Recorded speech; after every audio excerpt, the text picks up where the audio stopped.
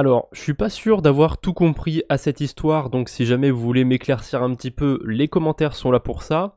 Mais si je vous fais cette vidéo sur la chaîne secondaire, c'est parce que aujourd'hui je vais vendre mes tokens Arbitrum. J'aime pas trop ce qu'ont fait la DAO d'Arbitrum récemment, ça me plaît pas trop. Donc peut-être que je réagis un petit peu sous le coup de l'émotion, etc. Mais ça me donne pas envie de détenir les tokens Arbitrum. Je me dis, allez, sur le portefeuille 2023, je suis passé au-dessus des 5000 $. Que j'ai du Arbitrum, de l'Ether, des stablecoins, je m'en fiche un petit peu. Le but c'est que je vous montre ce qu'on peut faire avec des cryptos sur la DeFi, et là pour le coup ça me plaît pas trop ce qu'ils ont fait Arbitrum. Donc c'est con, je venais d'implémenter une stratégie sur Uniswap, etc. Mais là c'est mort. J'ai envie de sortir mes tokens et d'aller les vendre. On peut voir d'ailleurs que le cours du Arbitrum a réagi, hein, il a baissé d'à peu près 10% face à ça. Alors je sais pas exactement si c'est face à ça, face au marché, etc. Bref, peu importe. Donc qu'est-ce qui s'est passé?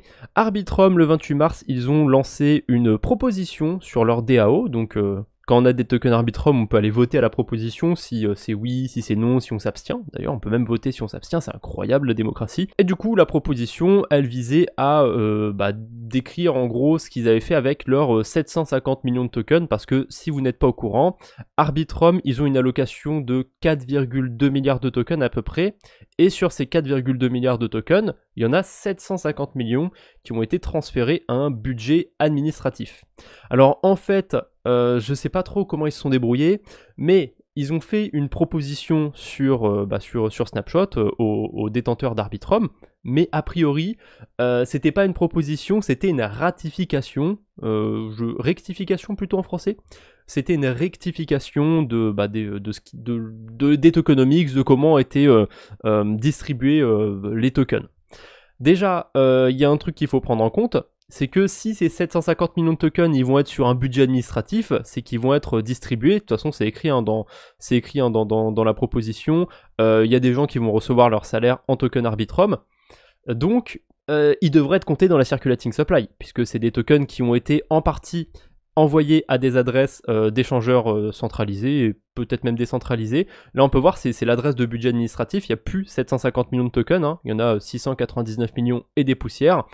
Et en retraçant un petit peu les transactions, j'ai été amené jusqu'à Binance, jusqu'à OKX, d'autres échangeurs centralisés, donc ils ont pu envoyer des cryptos pour le listing. Ça je comprends, hein. Il fallait bien que les gens puissent échanger leur token Arbitrum dès le début, donc c'est pas une si mauvaise chose. Mais voilà, techniquement c'est des tokens qui ont été vendus, donc ils comptent dans la circulating supply. Et pourtant, ils sont pas pris en compte sur CoinGecko, CoinMarketCap. Ça c'est pas bien. Il y a aussi les tokens de la DAO, hein, les 3,5 milliards de base. Les 750 millions qui ont été bougés, ils venaient de là. Hein. On a la transaction, allez où? Je vais la retrouver sur l'autre adresse, c'est pas grave.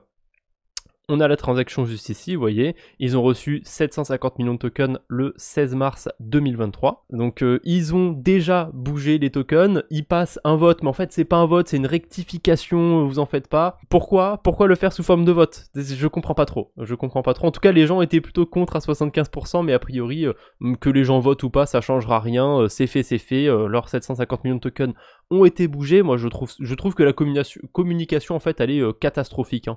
Honnêtement, je suis pas du tout satisfait de ça de la part d'Arbitrum. Donc peut-être que j'ai mal saisi un truc, peut-être que j'ai mal compris quelque chose. En attendant, leurs tokens ils sont pas bloqués ou quoi. On sait jamais. Moi je préfère me sécuriser, j'ai envie de vendre mes Arbitrum.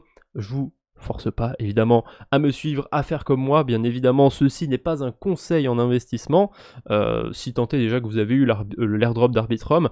Bon, j'aurai quelques USDC qui vont traîner dans mon portefeuille, hein, parce que mes Arbitrum, je pense les vendre contre des Ethereum. J'ai une petite idée de ce que je vais faire avec. Allez, est-ce que je vous spoil ou pas? Je pense que je peux vous spoiler. Mon projet, ce serait de convertir mes Arbitrum contre de l'Ether, et l'Ether, comme ça, je vais pouvoir l'apporter sur AAV, et emprunter des stablecoins par-dessus pour aller faire soit des stratégies sur les DeFi, soit pour long Ethereum. Donc vendre mes stablecoins contre des Ethers et faire un effet de levier en fait. C'est un peu le plan que j'ai avec mes tokens Arbitrum, on verra bien. Donc je me rends sur Min Finance, hein, tant qu'à faire, je vous en ai déjà parlé.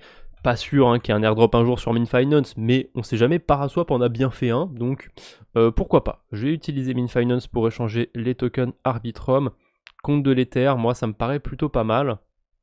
Tac, 875 tokens. Je fais ça en direct, hein, désolé, il n'y a pas de coupure, pour une fois, j'ai envie de vous dire.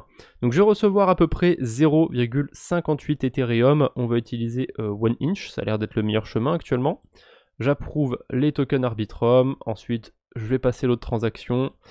Voilà, dans les commentaires du coup, qu'est-ce que vous en pensez de ce fiasco un petit peu autour d'Arbitrum et de leur DAO où ils vous demandent des choses, mais en fait c'était juste des rectifications. Moi je trouve ça un peu clownesque, un petit peu ridicule.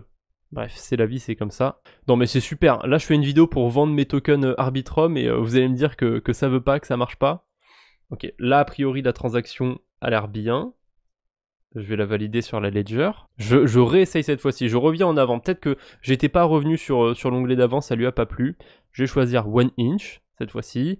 Oui, nous vous recommandons de pas passer par là, ça risque de fail. Bah jusqu'ici j'ai vu hein, que ça voulait pas passer. Mais je pense que c'est à cause du slippage que j'ai mis sur MinFinance. Le prix d'Ethereum a trop bougé pendant que je l'approuvais, pendant que je faisais ma transaction. Ça lui a pas plu.